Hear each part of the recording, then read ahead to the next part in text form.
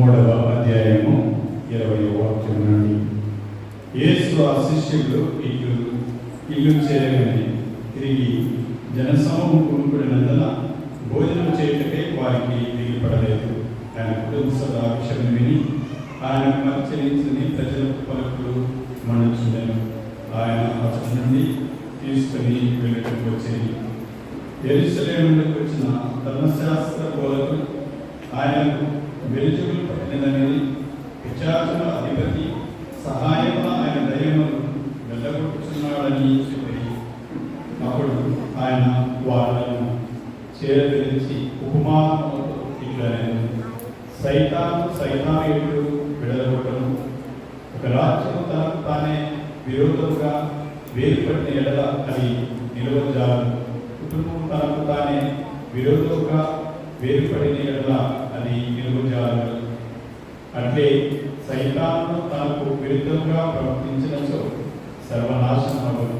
ఎవడైనా బలవంతుని మొదట బంధించదే తప్ప ఆ బలశాలి ఇంటిలో ప్రవేశించి సామాన్యం దోచుకుని నిర్బంధించిన పిపంట కదా కొల్లగొట్టునని. మానవులు చేసిన ఏ పాపమైనా పలికిన ఏ దేవదూషమైనా క్షమింపబడను. కానీ పవిత్రాత్మకు వ్యతిరేకంగా దూషణము చేయవాడు క్షమింపబడడు. అటివాడు నిత్యము పాపి అయి ఉండను అని నేను మీకు నిశ్చయముగా చెప్పుచున్నాను. ఆయన అపవిత్రాత్మ ఆవరించిన వాడని వారు అనటం వలన యేసు ఈ విధముగా పలికెను. అప్పుడు ఆయన తల్లి సోదరులు వచ్చి వెలుపల నిలిచి ఆయనను పిలువ అంటే జన సమూహం ఆయన చుట్టూ కూర్చొని ఉండేను.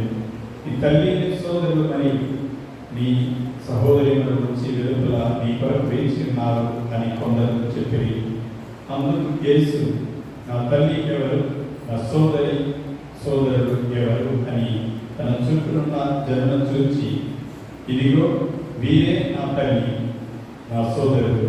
ఏదైనా దేవుని యొక్క చిత్తమును నెరవేర్చువాడే నా సోదరుడు, నా సోదరి, నా తల్లి అని పలికెను.